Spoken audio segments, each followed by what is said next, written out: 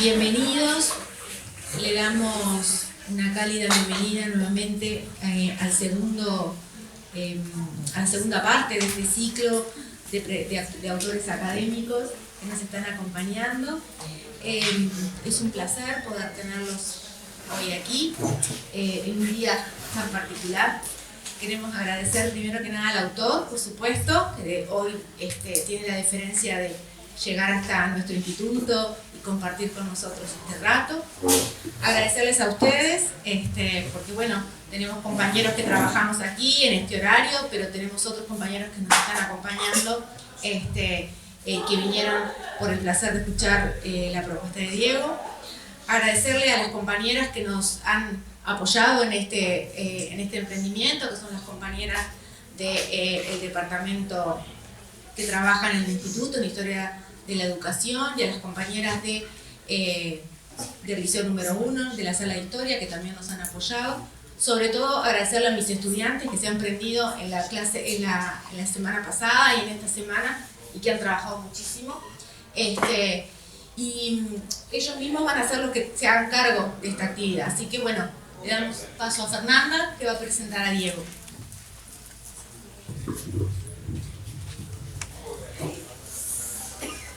Bueno, buenas tardes a todos. Diego Graco es doctor en Historia por la Universidad de Sevilla, España, y profesor del Instituto de Profesores Artigas del Uruguay. Actualmente trabaja en lo del AR, CENUR Noreste, Centro Universitario de Tacuarembó, en el Centro de Investigaciones Interdisciplinarias sobre la presencia indígena misionera en el territorio, patrimonio, región y fronteras culturales. Se ha desempeñado también en otras funciones en relación al rescate arqueológico. El doctor Graco es a su vez autor de numerosas publicaciones en revistas arbitradas y no arbitradas, y ha publicado también numerosos libros como autor y coautor. Su trabajo historiográfico está centrado en el análisis de los procesos de frontera que antecedieron a la creación de la República Oriental del Uruguay. Su principal aporte se refiere a la revisión de algunos aspectos generalmente aceptados durante ese lapso. En el día de hoy, y en esta estrecha relación con todos los antedicho, Diego nos hace el significativo honor de presentar en el Instituto de Formación Docente de Tacuarembó, por vez primera, su última producción académica, Charrúas, Genocidio o Interacción. Por su tiempo y por esta increíble distinción de ser los primeros en escucharlo, agradecemos infinitamente su presencia.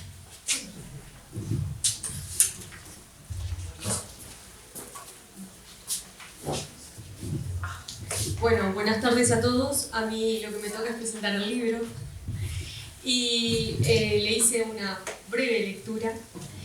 El libro Charrúas, Genocidio o Integración se centra en la investigación crítica de la historia de uno de nuestros pueblos originarios, que son los charrúas. Habitaron la región del Río de la Plata antes y durante la colonización europea. Diego comienza señalando las limitaciones que hay en la documentación que está disponible sobre este grupo y destaca la escasez de información y los sesgos presentes en la documentación debido a los intereses de los autores y la influencia de la ética judeocristiana. El libro se centra en tres grandes ejes que están un poco ahí en los objetivos.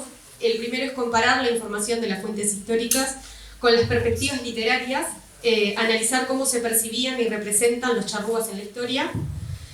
Le examina la evolución del territorio donde vivieron los charrúas desde su llegada inicial hasta el posterior desplazamiento hacia el este del río Uruguay y la relación con los chanaes. Explora las interacciones y acuerdo entre la sociedad colonial y los charrúas, destacando que la integración abarcó diversas situaciones, desde la incorporación voluntaria hasta la adopción de valores coloniales y la violencia sufrida por los charrúas después de las derrotas militares.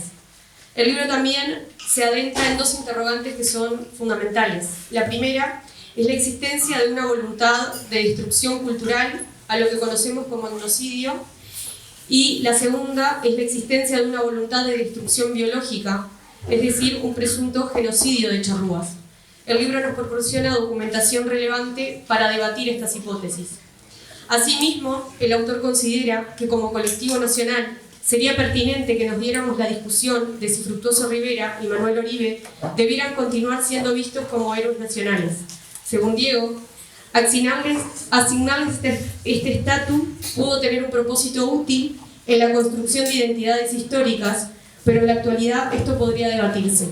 En conclusión, podemos decir que Charrúas, Genocidio o Integración es una obra que busca proyectar luz sobre la compleja historia de los charrúas, cuestionando las representaciones tradicionales y fomentando un análisis más crítico en la interacción entre la sociedad colonial y este pueblo indígena.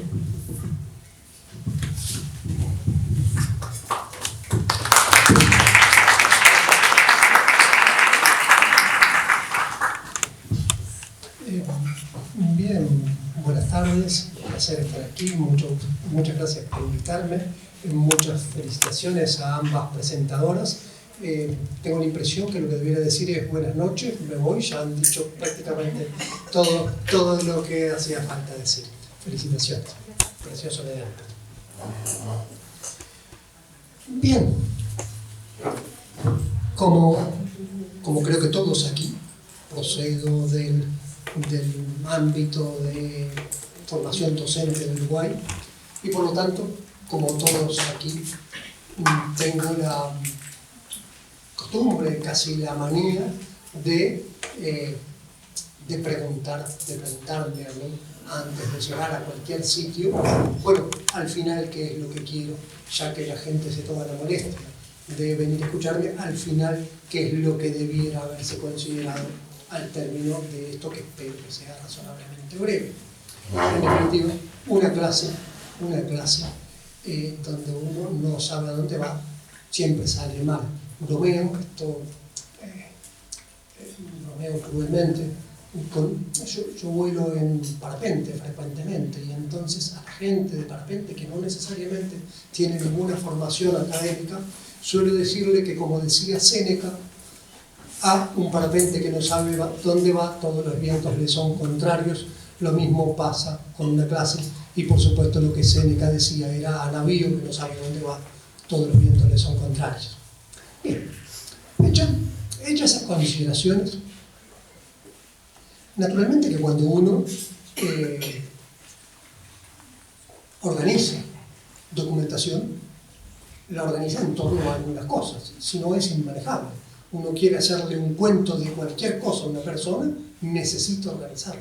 Quiero contarle a alguien mi vida, necesito estructurarla en torno a unos puntos determinados. Si no, doy un conjunto de datos sueltos que no significan.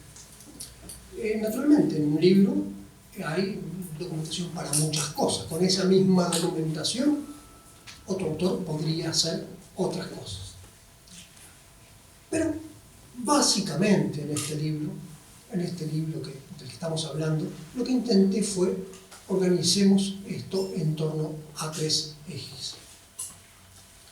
Uno, sabemos de nuestros pueblos originarios por lo que la documentación dice, o sabemos por lo que 2 generaciones atrás Zorrilla de San Martín había dicho, o un poco más cerca de nosotros por lo que Acevedo Díaz dijo, o incluso para hablar de alguien que merece la máxima admiración como persona y como novelista, de Tomás de Matos, o de la documentación. Siempre esa pregunta es pertinente porque, por supuesto que la documentación es tendenciosa, por supuesto que el que escribe quiere cosas, describe unos hechos, silencia otros, se da cuenta de unas cosas, pero le pasan por alto otras, no es capaz ni de imaginar cierto tipo de vínculos, porque sus valores, su manera de ver el mundo no le permite ver ese tipo de vínculos.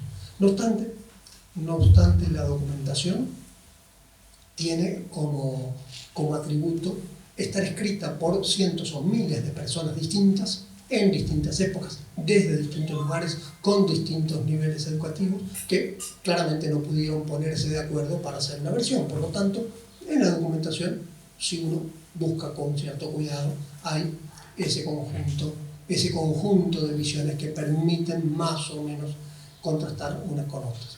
A propósito de eso, había circulado un pedido. Estos pedidos suelen no tener, por lo menos en el corto plazo, mucho éxito, pero lo pregunto igual. Quería discutir un poco esto a partir de un cuento fantástico en el sentido de excelente, de Acevedo Díaz, del año 1890, que fue publicado por primera vez en 1890, que se titula La cueva del tigre. Veo que el nivel de lectura de ese cuento ha sido bajo. Bien. Y he estado amable diciendo bajo. Bien. Entonces voy a dejar a Acevedo Díaz. Eso forma parte también, todos lo sabemos, de esa improvisación que es necesaria a cada clase. Uno viene previendo hacer unas cosas y después la clase va hacia otras, lo cual no quiere decir que nos tengamos que olvidar de nuestros objetivos. Para no olvidarme, empiezo por preguntar, cosa que está aclarada en el libro en cuestión, ¿por qué esta portada para el libro? ¿Qué les evoca, si es que les evoca algo? Es como una versión muy romántica de los pobladores originarios, ¿no? Sin embargo, es verdad, es un autor que puede incluirse en el romanticismo. Pero, sin embargo, hubo en 1815 una misión pictórica donde el rey de Portugal contrató a una serie de renombrados artistas franceses para que describieran Brasil.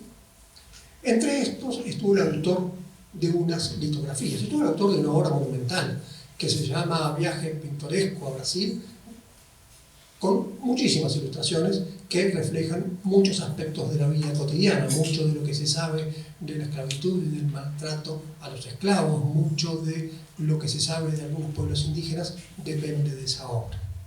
Pero esto, la tapa, esta portada, es una mezcla de dos litografías.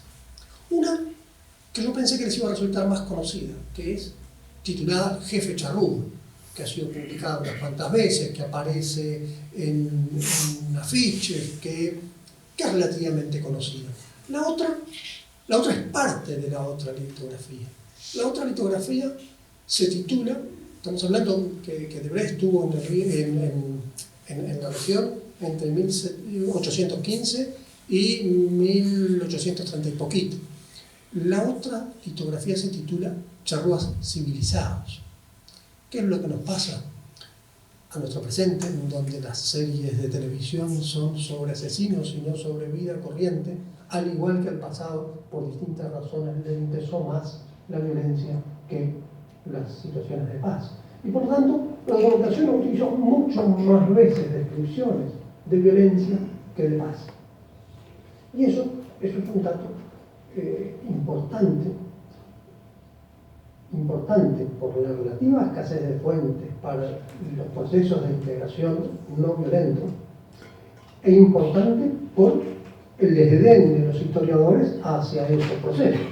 En suma, no se interesan solamente aquellos charrúas o aquellos indígenas en general que murieron peleando, es decir, que vivieron matando y siendo ultimados por las fuerzas coloniales. Pero hay un intenso asunto de integración que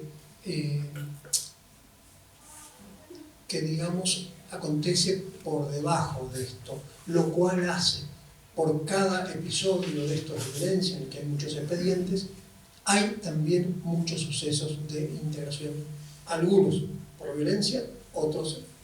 Tengo una pregunta. Sí, claro. ¿Por qué en lugar de... No, pero se me escucha.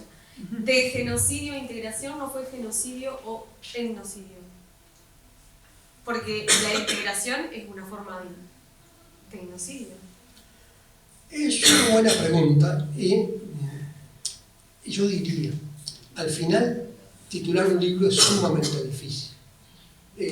Al final es producto de una discusión y de una cierta apreciación de qué es lo que más discute la sociedad, porque yo no estuve en contra de este título, pero básicamente la portada de un libro, el envase de un libro, lo hace un editor que se está comunicando con libreros, que se están comunicando con el público. Entonces, es posible, si lo miro desde ahora, no me había hecho esa pregunta, que una apreciación de ese tipo resultara demasiado técnica para el común de los lectores. Tampoco estoy seguro. Capaz que lo pienso y digo, hubiera resultado mejor título. No estoy seguro. Casi nunca estoy seguro en el plan de estas cosas. Pero queda anotado para el próximo. De cualquier manera, aunque me parece una observación completamente valiosa, me parece también que una parte de la sociedad utiliza el término genocidio como expresión de voluntad de la sociedad colonial de exterminio físico de las naciones indígenas en general y de los charrúas en particular. Y me pareció que esa discusión tenía que plantearse, sobre todo porque hay unos capítulos dedicados a una reducción charrúa que se ha estudiado hasta ahora relativamente poco, que se llamó Cayastá, en donde, por ejemplo, los niños charrúas iban a la escuela, y donde hay otra reducción,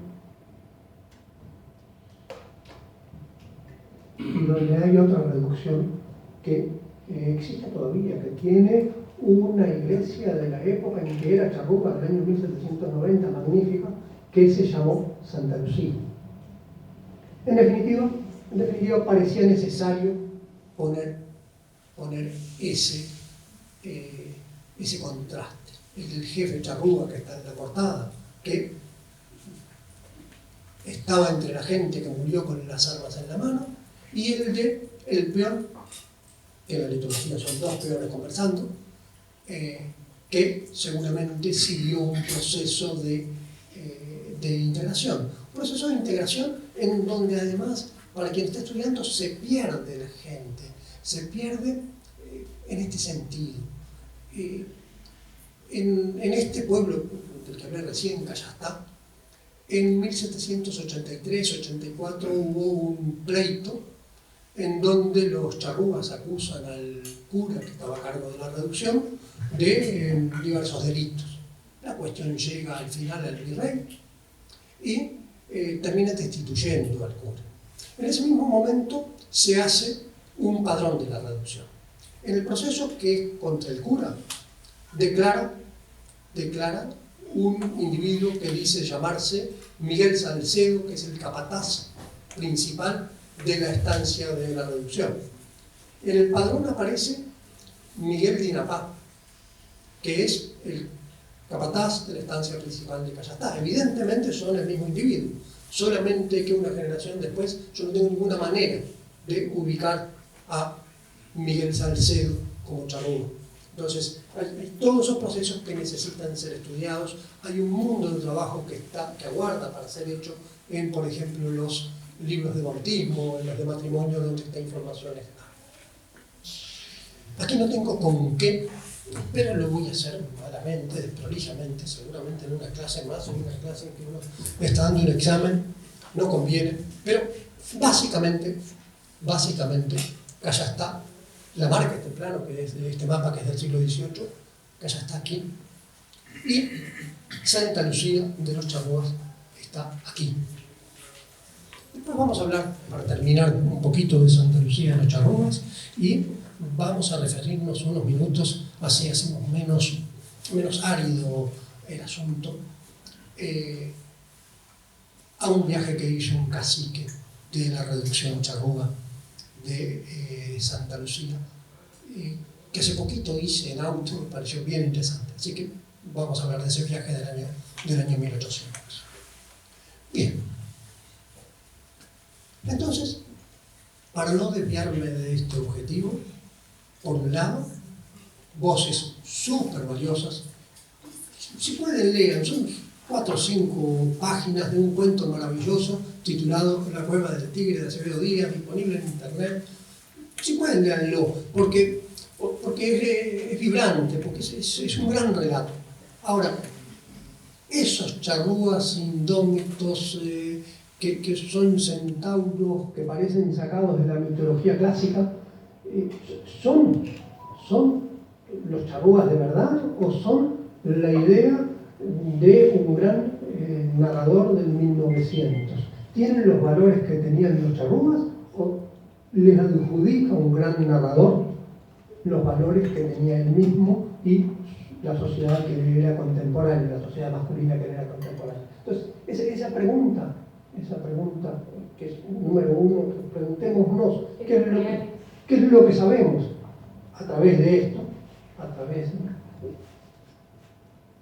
través de esta narrativa que alcanza mucho brillo en ocasiones y que es lo que nos dice de esta misma gente la documentación.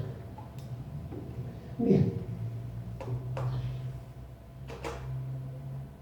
Cuando hablamos de charrúas, aquí hay una pregunta y es, ¿qué quiere decir charrúas?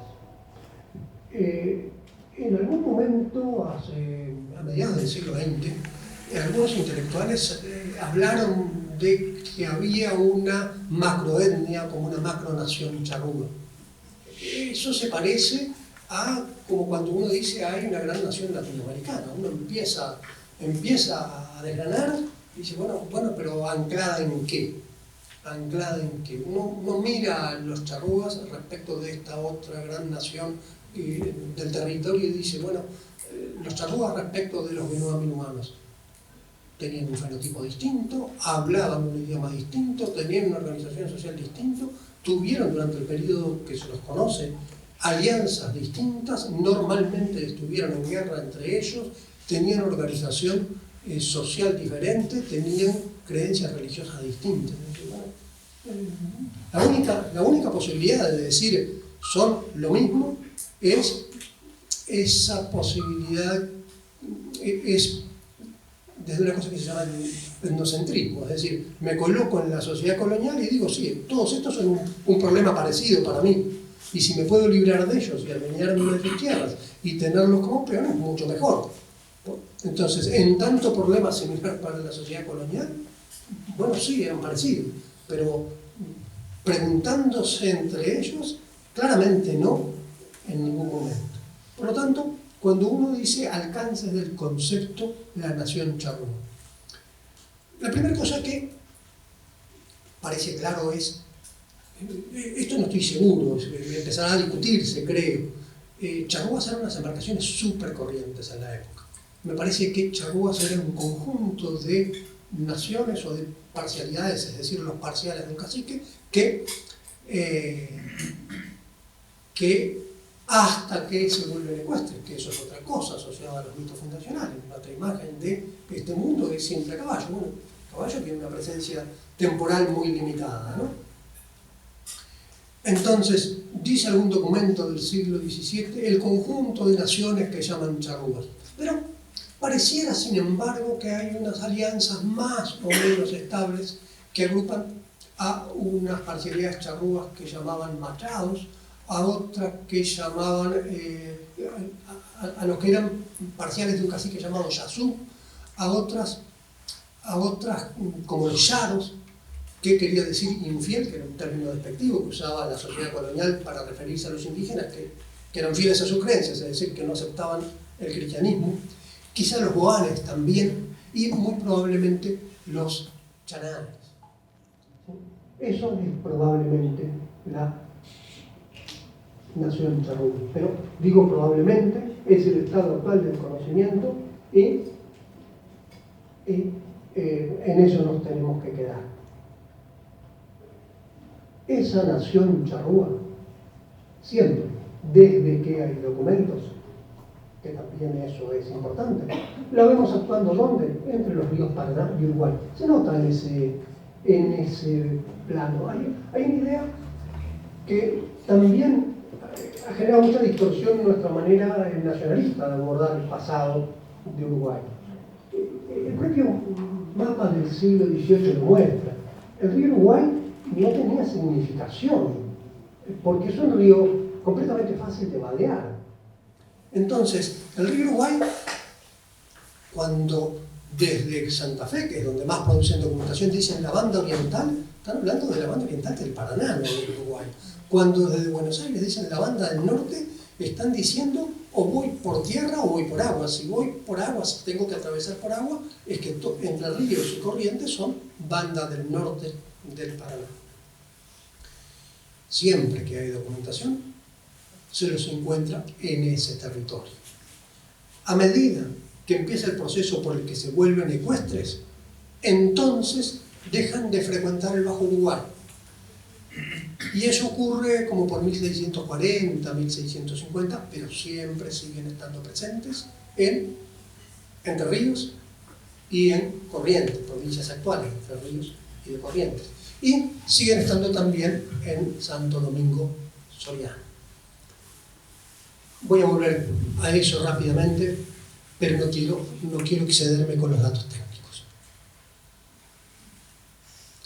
Una curiosidad, y esto va como adelanto, es que ese radio de acción es súper coincidente con lo que los arqueólogos dicen hoy que es la entidad arqueológica Hermosa Mar Abrigo. ¿Qué quiere decir entidad arqueológica? Quiere decir que excavan aquí, allá, y en todos esos sitios se encuentran unas similitudes muy grandes. Por ejemplo, la cerámica es igual en todos esos sitios, que son básicamente estos mismos que describe la documentación del siglo XVII y hasta la primera mitad, toda la primera mitad del XVIII. Con lo cual también empieza a hacerse esta pregunta: ¿no son los charrúas, junto con los chaná, que formarían parte de la misma nación, quienes dejaron estos vestigios arqueológicos y por lo tanto se pueden rastrear hacia el pasado? Interesante asunto, todavía no se puede dar una respuesta concluyente,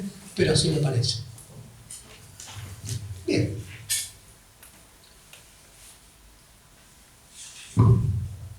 La pregunta que cualquiera haría es: ¿y entonces por qué tantos charrúas en el territorio?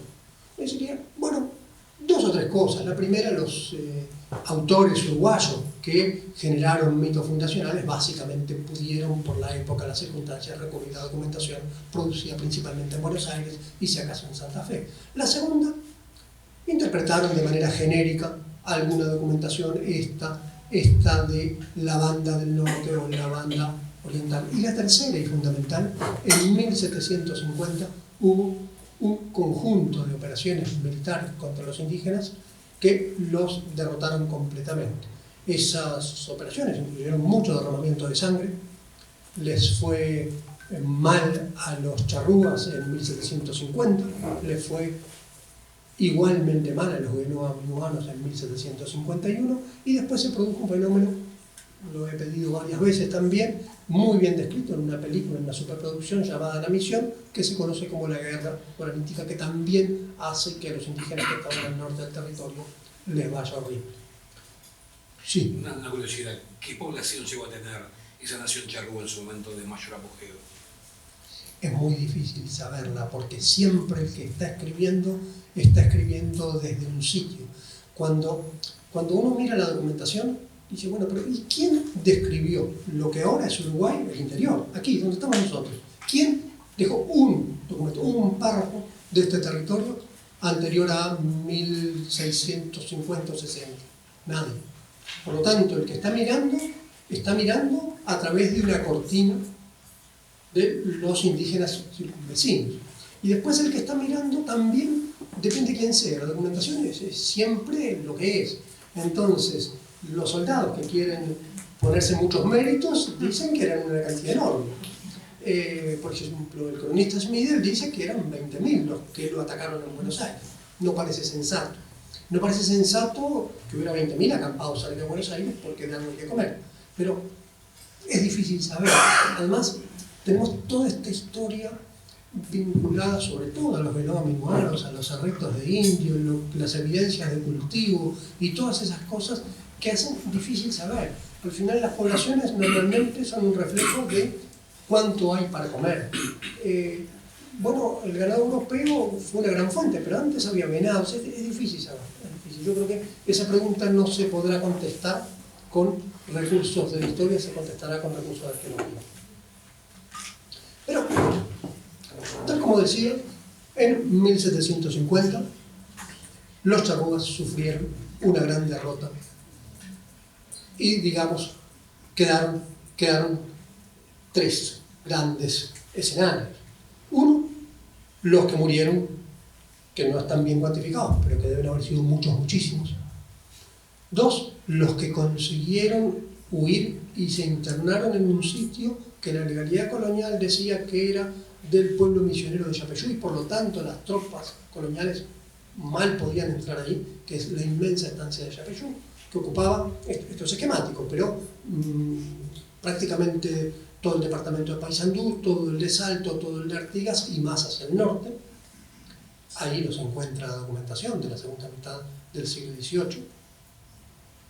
Y la tercera parte, el tercer contingente de estos charrúas, que son obligados a vivir en un pueblo que se llamó Cayastá, situado del otro lado del río Paraná, es decir, situado del lado en que está Santa Fe. Ese pueblo, o la historia de ese pueblo, es parte importante de este libro. Parte importante y sí, permite ver muchas cosas. Permite, por ejemplo, ver que los niños van a la escuela. Un niño en el Entre Ríos, Corrientes, rural, en 1750, que supiera leer y escribir, tiene una ventaja comparativa enorme para integrarse. Uno lee cualquier expediente judicial de esa época, prácticamente nadie firma, prácticamente todo el mundo asiente con la señal de la cruz, porque prácticamente nadie sabe hacerlo. Pero además, mira los cuadernos de cuentas, y en los cuadernos de cuentas de los charrúas de Cayastá se especializaron en la fábrica de carretas. Pero además, como suele ocurrir, una generación después, los charrúas hablan español. En este proceso del que hablo no se les llama intérprete, todos hablan español. Pero además, una generación después, los enemigos de estos charrúas no son los de Santa Fe. Los enemigos de los charrúas son los, dicho entre comillas, los indígenas illuyeres del Chaco, y los choques militares que tienen son los que tienen con los infieles del Chaco, no con Santa Fe. Claro que hay abusos de las autoridades coloniales, pero ¿a qué recurren los charrúas cuando hay abusos de las autoridades coloniales de Santa Fe? Recurren directamente a las autoridades en Buenos Aires. Tenemos gente que ha transitado ese proceso. Ese proceso es irreversible, no. Hay algunos ejemplos en donde se muestra que ese proceso no es irreversible, que algunos de esos charrúas, 20 o 30 años después, volvieron con los suyos que permanecían, siempre dicho, entre comillas, en la infidelidad. Pero no me voy a detener demasiado, porque quiero irme a Santa Lucía. En Santa Lucía también fue una reducción charrúa. Han aparecido ahora, gracias a la milagrosa internet, algunos documentos que lo muestran sin ninguna duda. Por ejemplo, apareció el diario de un visitador de la Orden Franciscana. Santa Lucía era, al igual que Cayastá, estaba con curas de la Orden Franciscana, que visita la reducción en 1750 y algo.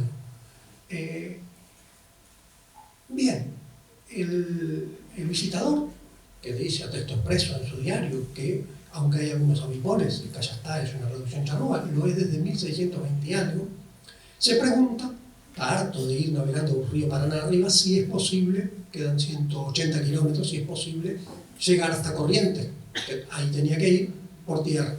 Y entonces el cura de la reducción dice, espera, vamos a llamar al bombero, nosotros todos sabemos que el bombero es un explorador, al bombero charrúa cristiano, y le preguntamos qué es lo que sabe. Y viene el bombero charrúa cristiano y cuenta que sí, que no hay peligro en este momento, que él salió a recorrer 60 leguas, es decir, unos 180 kilómetros no más, 300 kilómetros digamos, en semicírculo de la reducción, y que no hay peligro, que los charrúas están complicados a su vez con las represalias que los de Santa Fe quieren llevar contra ellos. ¿Y quién le cuenta esto? Le cuenta el bombero de los charrúas que permanecían fuera de la sociedad colonial. Solo hacemos unos compartimientos como si esto hiciera unas divisiones tajantes que evidentemente no eran así entre ellos. Bien.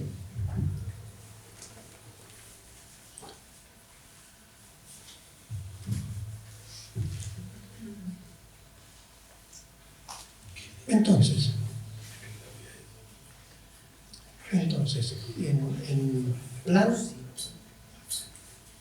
en plan de no perder de vista las tres cosas que me gustaría que discutamos cuando yo termine, brevemente prometo.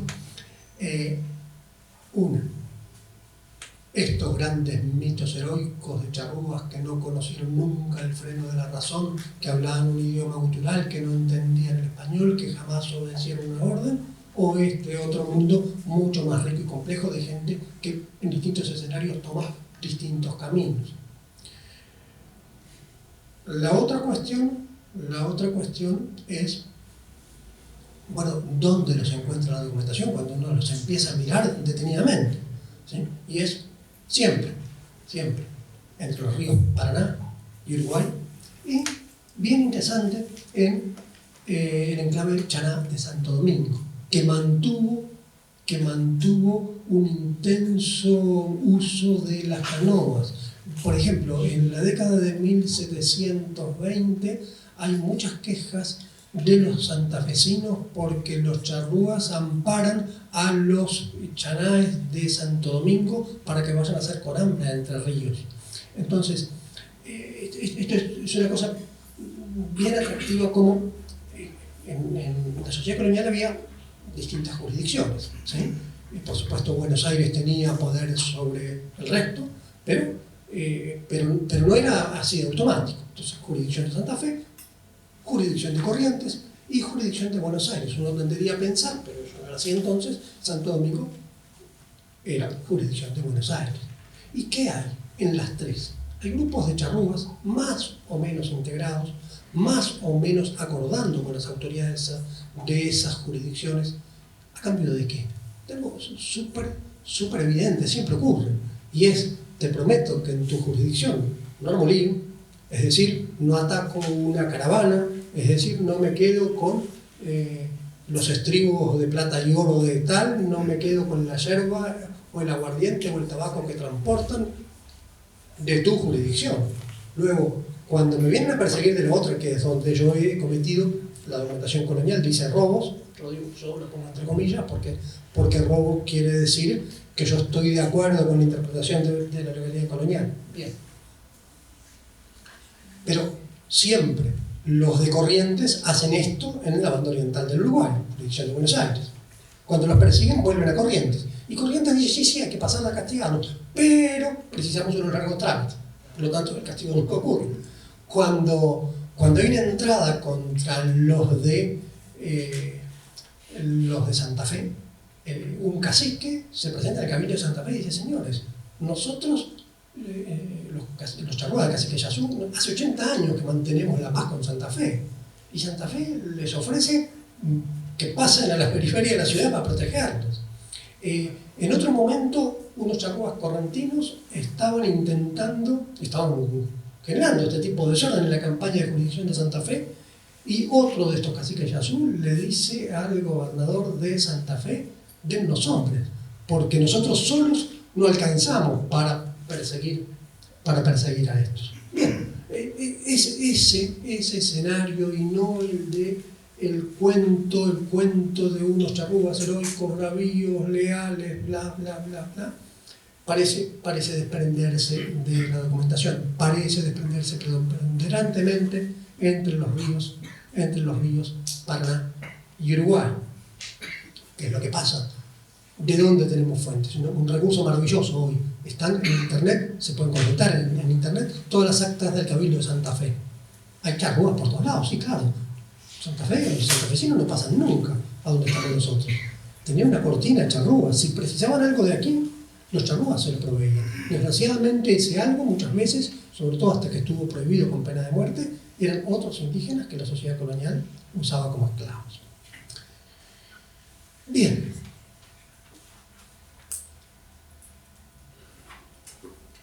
Brevemente, a ver si soy capaz de hilar un cuento que tiene varias complicaciones y termino la exposición. Eso que está ahí es la carátula de un expediente que está en el Archivo General de la Nación Argentina. Ese expediente se inició por indicios de complicidad que 2 jóvenes habrían tenido en el rapto de una joven por un grupo de charrugas ocurrido en diciembre de 1799. Los jóvenes pasaron horriblemente malos tratos, etc. Y terminaron absueltos 2 años después. No tenían nada que ver. Bien. Eso ocurrió así. Uno de estos jóvenes era charrúa.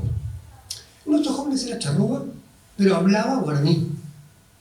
¿Por qué hablaba guaraní? Porque había vivido un tiempo en el pueblo misionero de San Borja. ¿Dónde estaba o dónde es el epicentro de estos hechos? Probablemente donde está Tambores ahora. ¿Qué había pasado? En la costa del Queguay había habido un ataque, habían raptado a una joven que había ido presa a la toldería. Al mismo tiempo, sin ninguna conexión con esto, pero demoró 2 años en aclararse, este joven, el charrúa, se había ido de la estancia en la que trabajaba junto con otro joven. El charrúa, ¿cómo había llegado a esa estancia? En un ataque de las fuerzas de Blandengues, el comandante era Artigas en ese momento de esas fuerzas de Blandengues, había caído prisionero de jovencito y había sido entregado a un estanciero de la zona, un estanciero del Queguay, para que lo acostumbraran al uso del campo, para que lo que se hacía en la época, para que le enseñara la religión católica, para que le enseñara español y para que lo convirtiera en alguien útil desde la perspectiva de la sociedad colonial. Este es el joven que se escapa. Hay una declaración bien enigmática de este joven en que acusa al otro. Dice que todo esto es verdad, pero que la culpa la tiene el otro. 2 años después le dice, ¿y esto? Y él dice, no, yo no dije nada de esto, no entendía el guaraní, de quién lo escribió, y se desdice completamente. En parte de esta historia la conocemos porque la cautiva fue rescatada en mayo de 1801 y contó que este no tuvo nada que ver. Por lo tanto, en enero de 1802 terminan saliendo. Pero antes que eso ocurriera, en el final del año 1800 se escapó otra mujer que estaba en esa misma toldería. Esa mujer contó un conjunto de cosas, entre otras dijo que estos jóvenes no tenían nada que ver, que ella había hablado repetidas veces con la cautiva número 1, que la cautiva número 1 le había requete asegurado que estos 2 jóvenes no tenían nada que ver. Y el interrogador, que desgraciadamente le preguntó unas cosas y no las que yo quisiera saber, no principalmente las que yo quisiera saber, le pregunta, ¿y esto cómo lo sabe? Y ella dice, me lo contó el cacique Don Juan de Santa Lucía. ¿Quién es el cacique Don Juan de Santa Lucía? Bueno, el cacique Don Juan de Santa Lucía solamente aparece esta vez en la documentación, pero en 1800, que esto está ocurriendo en 1800, los españoles, las autoridades españolas habían decidido que Santa Lucía dejara de ser una reducción, es decir, que los charrúas que vivían en Santa Lucía pasaron a estar totalmente equiparados a cualquier otro habitante, es decir, sin los regímenes, sin la limitación que tenía estar en una reducción, en el sentido de tener que permanecer allí, no poder elegir el empleador, no poder viajar a gusto, etcétera, etcétera. ¿Por qué? Porque todos los charrúas de Santa Lucía sabían valerse y además de que sabían valerse, todos hablaban el español. Con lo cual, bueno, esto es. Ahora, esto supone un corte absoluto con nosotros. Yo digo, no, claramente, gente como el cacique Don Juan debió verla en cantidad de casos que no tenemos constancia en la documentación. Es un viaje precioso, no es muy lejos. Santa Lucía queda a unos 400 o 500 kilómetros de Salta, sobre el río Paraná. Técnicamente sobre la desembocadura del río Santa Lucía en el Paraná. Es un viaje lindo para hacer en auto, es bonito. acabo de ir, por eso además lo cuento, eso está en la parte sur del Estero Iberá, es la parte, por ahí se puede pasar, más al norte no.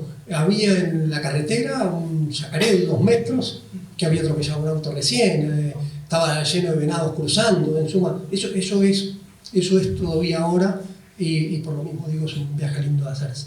Pero Goya, que es el pueblo grande que hay ahí, no había sido fundado. Goya fue fundado en 1807. Cursupastiá tampoco había sido fundado, que es el otro pueblo que queda en el camino, que fue fundado en 1811. Por lo tanto, uno imagina a un cacique de Don Juan que hablaba perfectamente el español, que perfectamente podía camuflarse en la sociedad colonial, yendo y viniendo. Y ocasionalmente lo encuentra una cautiva en la toldería y da noticia de que estaba en la toldería por eso. Pero no está estudiado para nuestra región, pero en otras zonas las autoridades no perseguían a un individuo de este tipo, lo usaban como mediador, lo usaban como negociador. Uno ve cuando las autoridades dan un golpe sobre los charrúas, saben perfectamente qué cacique sabía, quiénes estaban, cuál se escapó. Son un mundo mucho más integrado, que es lo que nosotros tendemos a creer. Cuando este pleito, me vuelvo a Callastá, de 1784, un charrúa declara, no, yo no sé porque en ese momento yo no estaba porque había ido a Montevideo. No podemos quedarnos con ese estereotipo de unos indios que se mantuvieron exactamente apartados, etcétera, etcétera. En suma, necesitamos cuestionar este asunto que tan intensamente tenemos de los mitos fundacionales. El 11 de abril del 31, esquemáticamente, tradicionalmente, se sitúa el fin de las culturas indígenas en lo que ahora es nuestro territorio. Eso fue relatado desde el principio. En parte fue relatado desde el principio porque formó parte de la propaganda política de la época, de los odios de la época, y por lo tanto fue empleada como una de las tantas infamias del entonces presidente Rivera. Hay algunos relatos maravillosos, para mi gusto el mejor es este que les he recomendado que lean, de Acevedo Díaz, titulado La Cueva del Tigre. Ahí voy al último aspecto de una presentación que me pareció muy interesante y que agradezco. Y es verdad que en este libro yo hice una observación al principio y al final referida a Rivera y a Oribe. Pero no hice esa observación porque yo esté específicamente interesado en la discusión de quiénes deben ser nuestros héroes nacionales. O, en todo caso, si estoy interesado, estoy como ciudadano, no como especialista. ¿Sí? Como ciudadano tiendo a pensar que tenemos eso, demasiados generales, coroneles y almirantes en nuestra simbología, que es tiempo de buscar, de adaptar eso. Yo digo, como si no hubiéramos tenido gente brillante que dio la vida en contextos, para citar una experiencia reciente, de epidemias. Pero no es esa la razón por la que yo incluí esto. Yo incluí esto para dejarlo de lado. Incluí, señores, esto no puede ser volver a discutir sobre si Rivera era malo o Rivera era bueno. Dejémoslo de lado, ¿sí? Dejémoslo de lado. No sea que otra vez, en vez de ocuparnos de nuestro pasado indígena, nos ocupemos de las élites coloniales y de quienes la sucedieron en el poder. Así que esa es la única razón por la que digo esto en la introducción y lo reafirmo al final del libro. Entonces, y los veo con un suspiro de alivio porque eso significa ya terminamos, señores, un objetivo del texto: comparemos lo que se puede saber de nuestro pasado indígena, especialmente de los charrúas, con lo que creemos saber que procede en su gran mayoría de lo que han dicho grandes narradores.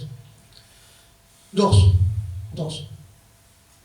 Veamos, esto tiene mucha importancia para los articuladores de los mitos fundacionales, que por supuesto existen aún ahora, Y también tiene mucha importancia para la discusión arqueológica actual, que es veamos dónde son preponderantes el conjunto de naciones que llaman generalmente charrúas. Y 3, una cosa que me parece indispensable para entenderse.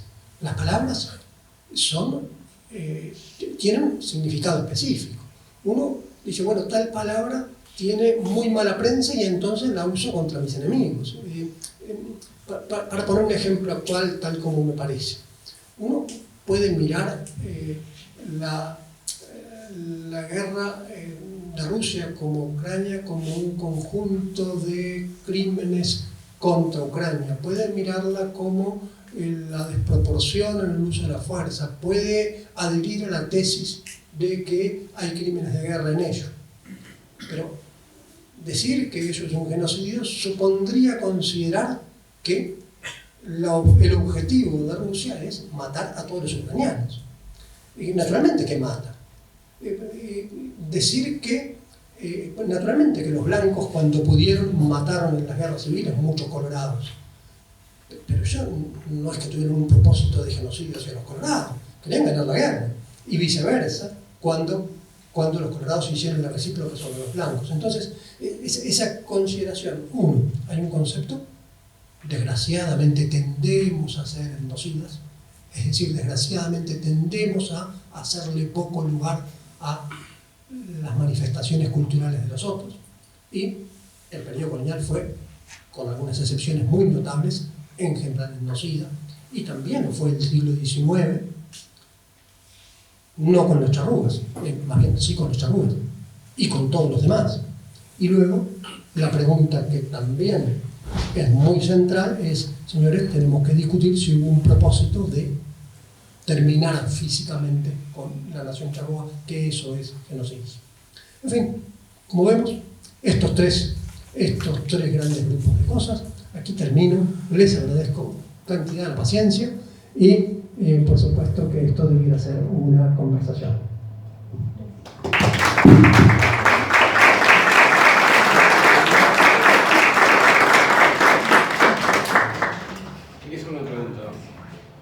Se habla del genocidio charrúa y usted se menciona a los de Novas, a los Wuhanes, a los llanos. ¿Qué pasó con ellos? Porque nos enfocamos tanto en las historias sobre los charrúas que ahora que los menciona quedo pensando, ¿qué pasó con nosotros? Bien, tal como yo lo veo, los llanos eran parte de la nación charrúa. ¿Se me escucha sin me toca? Sí. Y el nombre cayó un poco en desuso cuando fueron expulsados los jesuitas y desde los pueblos de Misiones dejó de llamárselos así. Tal como veo, los Wuhanes también. Hubo una gran guerra en 1701-1702, un cacique famoso, charrúa, que se llamaba Don Agustín, acudió a arengar a los caligados, de los que parte principal eran los Wuhanes. Mi parecer es que después empiezan a dejar de utilizarse estos nombres que son lo que uno diría parcialidades, los parciales de tal o cual cacique, muchos de los cuales no han llegado hasta nosotros. Asunto distinto es el de lo que los españoles llamaban minuanos y los jesuitas llamaban genovas, que siguieron un proceso histórico distinto, nos iríamos súper lejos si lo vemos. Principalmente los genoa-minuanos terminaron pactando con Lecor, el gran caudillo riograndense del último tercio del siglo XVIII, que fue Pinto Bandeira. Tuvo su predominio porque su suegro era un cacique genoa-minuano. Es posible que el rechazo de Polidoro a ir a la emboscada de Salsipuedes es porque el pretexto de ir a hacer la guerra contra Brasil no le interesaba. En definitiva, es un largo asunto para discutir en otro asunto, en otro lugar.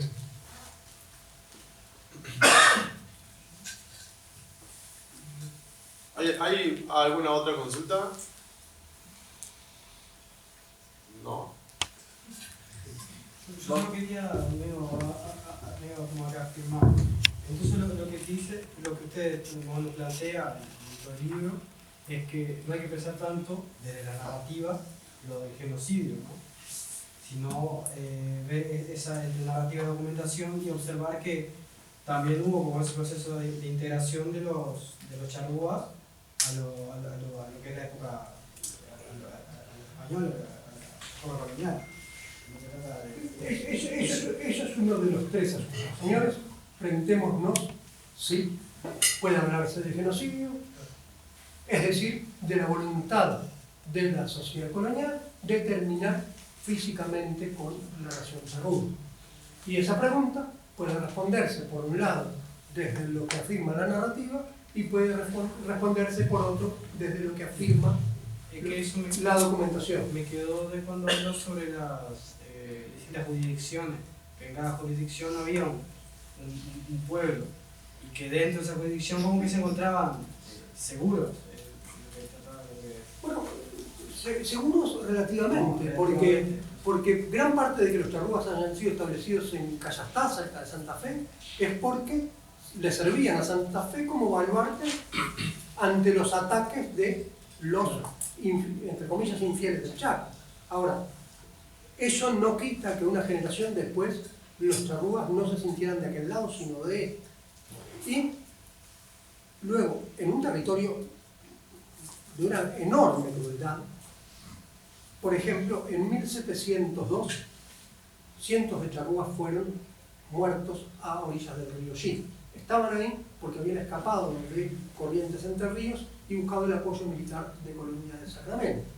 Pero fueron emboscados por una coalición dirigida por jesuitas. Muchos murieron en combate, muchos fueron ejecutados tras el combate. El destino de las mujeres y niños fue el puerto. Los pueblos de Misiones, 30 pueblos situados al norte de lo que ahora es Uruguay, con prevención de que las repartieran en los 30 pueblos para que no pudieran volver a comunicarse. Y lo que pasa con eso es que una generación después, los niños ya ni siquiera conocen el idioma de los suyos.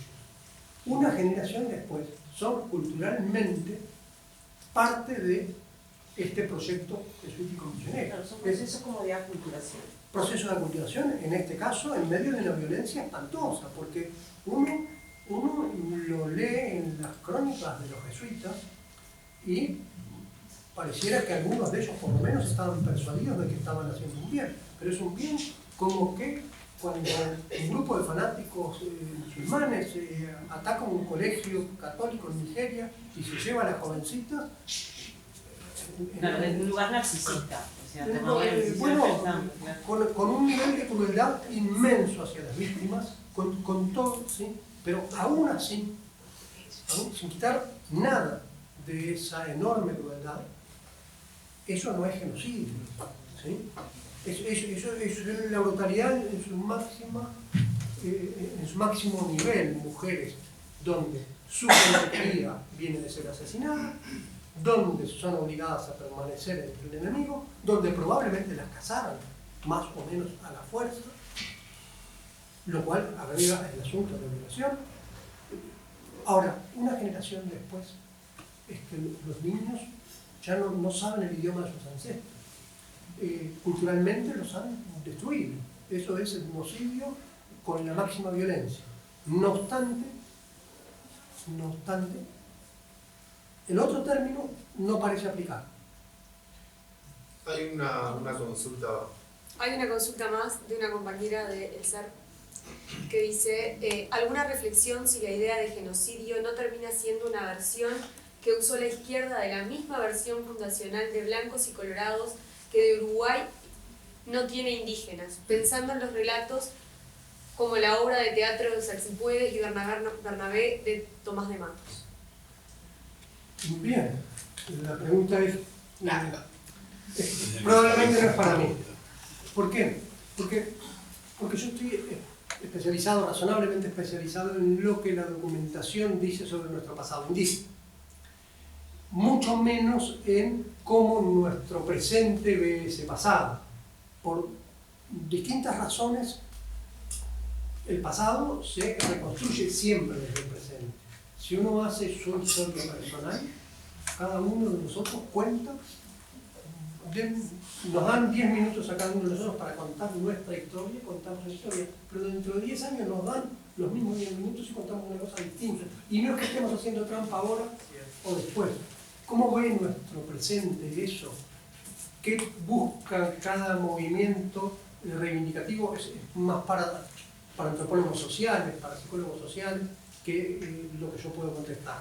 Así que la respuesta es no sé.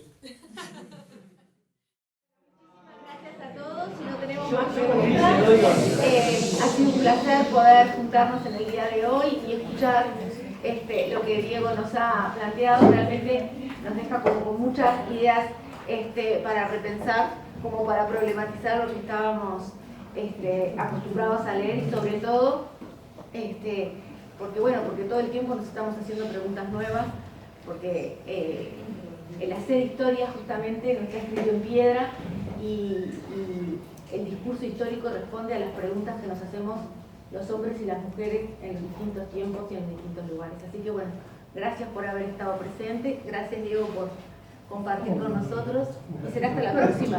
Espero que sí. Capaz que me prescriben ahora. Bueno, Otra vez, ¿no? esperemos que no.